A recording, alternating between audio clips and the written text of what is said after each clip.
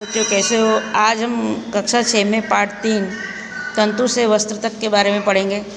तंतु से वस्त्र, जैसा कि आप इसमें अपने को बोला गया है वस्त्र, तो इस लेसन में वस्त्र कैसे बनाए जाते हैं उसके बारे में बताया गया है कि किस ढंग से वस्त्रों को बनाया जाता है और किन चीज़ों के उत्पादन से, किन तंतुओं से उसका निर्माण होता है। वस्त्र आपने देखेंगे, कपड़े सभी को पता है कि कपड़े किस तरह से मिलते हैं, कोई रेशमी, सूती, ऊनी, हर तरह के कपड़े आपने देखे होंगे। आप कपड़े पहनते हैं, उसके बारे में आपको पता होगा। कपड़ों में अलग अलग प्रकार के कपड़े होते हैं, वो भी आपको पता है कि कोई कपड़ा सूती होता है, कोई कॉटन होता है, कोई रेशमी होता है, कोई पॉलिस्टर होता है। तो ये सब कपड़ों का, वस्त्रों का निर्माण मतलब किस प्रकार से होता है, तो ये इनका निर्माण आपको तंतुओं से होता है। तंतु किस तरह से बनाए जाते हैं आपके कि एक क्रियाकलाप अगर हम करें, एक नॉर्मली कि एक धागा अगर हम सुई में पिरोते हैं तो कभी कभी ऐसा होता है कि उसमें भी अलग अलग आपको एक पतली पतली लड़ियाँ सी दिखाई देती हैं, एकदम पतली सी निकले हुए, जो एकदम डोरे, मतलब डोरे में से भी और भी पतले जो होते हैं उन्हें हम क्या बोलते हैं, तंतु कहते हैं। वस्त्र किससे बना होता है? धागों से मिलकर बना होता है, और तागे भी आगे तंतुओं से मिलकर बने होते हैं। तो ये सब कहाँ से आता है इसके बारे में पढ़ेंगे कि कुछ वस्त्र जैसे सूती, जूट, रेशमी तथा ऊनी, ये सब कैसे होते हैं? तंतु उत्पादक और जंतुओं से प्राप्त किए जाते हैं, जिन्हें हम क्या बोलते हैं? प्राकृतिक तंतु बोलते हैं। ये जो है वस्त्र, ये सूती, जूट, रेशमी, ऊनी, ये सब कैसे होते हैं? प्राकृतिक तंतु कहलाते हैं। रुई तथा जूट पादपों से प्राप्त होने वाले तंतुओं के उदाहरण हैं। ऊन तथा रेशम जंतुओं से प्राप्त होते हैं। ऊन भेड़ अथवा बकरी की कार्तिक ऊन से प्राप्त होती है। इसे खरगोश, याक तथा ऊँटों के बालों से भी प्राप्त किया जाता है। रेशमी तंतु रेशम कीट कोकून से खींचा जाता है।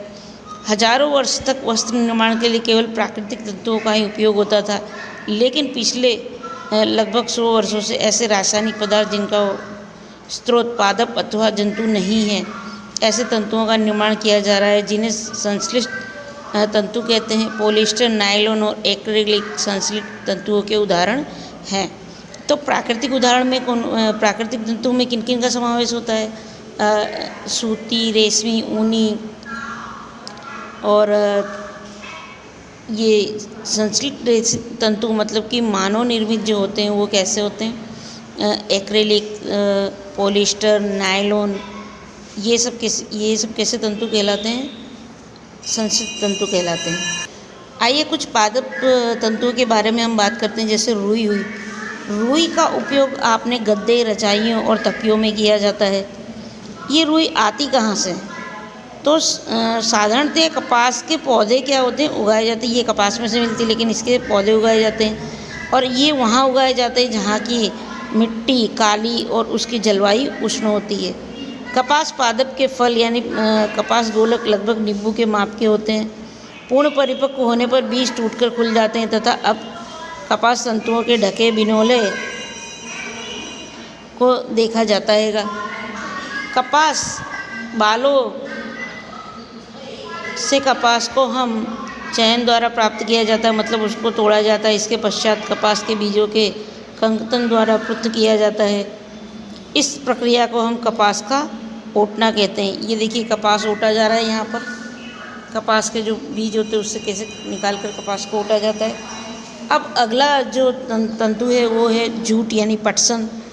पटसन तंतु को पटसन पादप के तने से प्राप्त किया जाता है। भारत में इसकी खेती वर्षा ऋतु में की जाती है। भारत में पटसन का प्रमुख रूप से पश्चिम बंगाल, बिहार और असम में उगाया जाता है। सामान्यतः पटसन पादप को पुष्पन अवस्था में काटते हैं। फसल कटाई के पश्चात पादपों के तने को कुछ दिनों तक जल में डुबाकर रखते हैं। ऐसा करने पर तने गल जाते हैं और उन्हें पटसन तंतुओं के हाथों द्वारा पृथक कर दिया जाता है।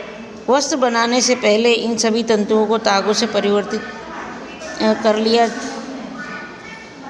जाता है। सूती तागे की कताई किस प्रकार से होती है इसमें देखेंगे। कि रेशों से तागा बनाने की प्रक्रिया को कताई कहते हैं। इस प्रक्रिया में रुई के एक पुंज से रेशों को खींचकर ऐंठते हैं। ऐसा करने से रेशे आसपास आ जाते हैं और तागा बन जाता है। कताई के लिए एक सरल युक्ति हस्त तकुआ का उपयोग किया जाता है, जिसे तकली कहते हैं। हाथ से प्रचलित कताई में उपयोग होने वाली एक अन्य युक्ति चरखा भी है। भारत सरकार ने 1956 में एक संगठन का निर्माण किया, जिसमें खादी एवं ग्राम उद्योग आयोग, जिसे हम खादी एवं ग्राम उद्योग आयोग कहते हैं। ताके से वस्त्र किस प्रकार से बनाए जाते हैं, तो इसमें सबसे पहले आता है आपका बुनाई। बुनाई के दो सेटों को आपस में व्यवस्थित करके वस्त्र बनाने की प्रक्रिया को बुनाई यानी कि वीविंग कहते हैं। वस्त्रों की बुनाई करकों पर की जाती है। करके या तो हस्त प्रचलित होते हैं, या तो वो कैसे होते हैं, विद्युत प्रचलित होते हैं। स्वेटर किस प्रकार से बुने जाते हैं, आपको पता है? इनकी बुनाई नीटिंग में किसी एकल धागे का उपयोग वस्त्र के एक टुकड़े में बनाने में किया जाता है। स्वेटर आपने देखा होगा कि आपकी मम्मी वगैरह स्वेटर किस प्रकार से बनाते हैं, कि वो किस ढंग से होता है। वस्त्र सामग्री का इतिहास जो है, हम उसके बारे में हम जानकारी लेंगे कि लोग वृक्षों की छाल, बड़ी बड़ी पत्तियां एवं जंतुओं के चर्म और सुमेर से अपने शरीर को ढकते थे। पुराने ज़माने में आपने देखा होगा वृक्षों की छाल और पत्तों से लोग, आदिवासी जो होते थे या मनुष्य की जो जन्म जाती थी, वो इस प्रकार से मतलब अपने आप को कपड़ों के बिना किस तरह से अपने शरीर को ढकते थे कि पतली पतली टहनियों तथा घास को बुनकर चटाइयाँ तथा डालियाँ बनाना सीखा। लताओं, जंतुओं के ऊन अथवा बालों को आपस में ऐंठन देकर लंबी लड़ियाँ बनाई, इनको बुनकर वस्त्र तैयार किए। उन दिनों लोगों को सिलाई करना नहीं आता था। उस समय लोग अपने शरीर को विभिन्न भागों में को वस्त्रों से आच्छादित कर लेते थे, यानी छुपा लेते थे। वे शरीर को आच्छादित करने के लिए कई विभिन्न ढंगों का उपयोग करते थे। सिलाई की सूती के आविष्कार के साथ लोगों ने वस्त्र की सिलाई करके पहनने के कपड़े तैयार किए। इस आविष्कार के पश्चात सिले कपड़ों में बहुत सी विभिन्नताएँ आ गई और आजकल तो आपने देखा होगा कि साड़ियाँ, धोतियाँ, लुंगियाँ, पगड़ियाँ का बिना सिले वस्त्रों के रूप में उपयोग किया जाता है। आज भी हम देखिए साड़ी, लुंगी, धोती और पगड़ी जो होते हैं वो बिना सिले हुए होते हैं। इस लेसन में हमने क्या सीखा कि वस्त्र सामग्री तथा वस्त्रों में विविधता होती है, जैसे सूती, रेशमी, ऊनी और पॉलिस्टर। वस्त्र तागे से बनते हैं, जिन्हें तंतुओं से बनाया जाता है। तंतु या तो प्राकृतिक होते हैं या तो संश्लिष्ट होते हैं। रेशम, ऊन और जूट कुछ प्राकृतिक तंतु हैं, जबकि नायलॉन, पॉलिस्टर और संश्लिष्ट तंतुओं के उदाहरण हैं। रुई और जूट जैसे तंतु पादपों से प्राप्त किए जाते हैं। तंतुओं से धागा बनाने की प्रक्रिया को कताई कहते हैं और तागों की बुनाई दो प्रकार से की जाती है, जिनसे वस्त्र बनता है। Okay, thank you so much.